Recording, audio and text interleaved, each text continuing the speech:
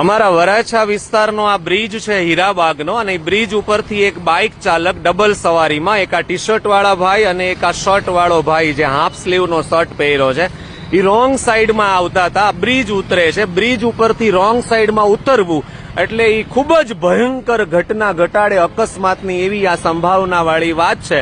અને એને જયારે રોકવામાં આવ્યા આ વ્યક્તિને ત્યારે એ એમ કહે છે કે તમારો વિડીયો વાયરલ થયો હતો, એમ તમે પણ રોંગ સાઈડમાં જતા હતા, તમે પણ ફોન ઉપર વાત કરતા હતા ચાલુ ગાડીએ, આવી એ દલીલ કરે છે. હકીકતમાં મારો જે વિડીયો વાયરલ થયો હતો એ વિડીયો સાઈડ લાઇટ ન ચાલુ કરવા બાબતેનો હતો, અને આ વ્યક્તિના મગજમાં અને આવી રીતે કેટલા બધા અમારા સુરતવાળાના મગજમાં આવી કેસેટ ચોંટી ગઈ છે કે આ વ્યક્તિનો વિડીયો વાયરલ થયો હતો. એટલે શું મારો વિડીયો કોઈ ભૂલ સાથે વાયરલ થાય એટલે તમારે રોંગ સાઈડમાં જવાનું આખા ગામને, આવી કઈ વ્યાખ્યા થાય? એટલે આ ભાઈ માટે આપણે એક વ્યવસ્થા કરી છે PCR વાનની, અને હમણાં ટ્રાફિક વિભાગ પણ આવે છે અને 1500 રૂપિયા કે જે કઈ નક્કી કરેલો રોંગ સાઈડનો દંડ છે એ આ બાઇક ચાલકને આપવાનો છે.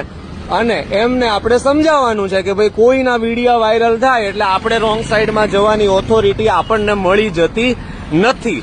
એટલે મારી ખાસ વિનંતી છે સુરતના અને દરેક નાગરિકોને, ઓલ ઇન્ડિયાના નાગરિકોને, કે રોંગ સાઈડમાં ન જવું અને ન જવું, ક્યારેય ન જવું. કોઈ રોંગ સાઈડમાં જાય એટલે આપણે રોંગ સાઈડમાં જવાનું. આપણા સૌરાષ્ટ્રમાં કહેવત છે કે કોઈ કૂવામાં પડે તો આપણે કૂવામાં થોડું પડાય છે. એટલે આ સ્થિતિ છે અમારા સુરતની. Thank you so much.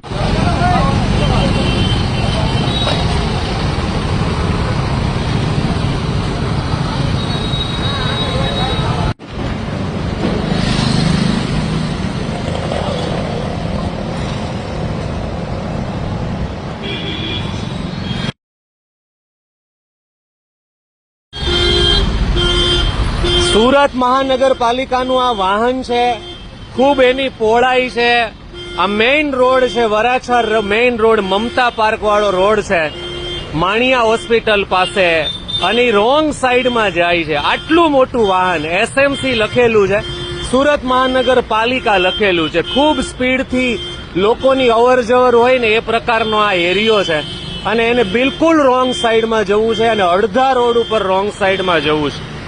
Road બનાવવા રોંગ સાઈડમાં જવું છે એમ કહે છે. કારણ તો એટલું બધું સરસ મજાનું રેડી હોય એની વાત જવા દો. આમ જુઓ કેટલા લોકો સ્પીડથી જાય છે, અને એવા ટાઈમે એને રોંગ સાઈડમાં જવું છે. તંત્રના વાહનો બેફામ ઝડપથી અને ગમે તે રીતે રોંગ સાઈડમાં જતા વારંવાર આ શહેરની અંદર જોવા મળ્યા છે. આ સ્થિતિ છે અમારા સુરતની, આ સ્થિતિ છે અમારા મહાનગરની, અને આ સ્થિતિ છે અમારા સુરત મહાનગરપાલિકાના વાહનની. હવે રિવર્સ લેવામાં કેટલા બધા લોકોને નડે છે.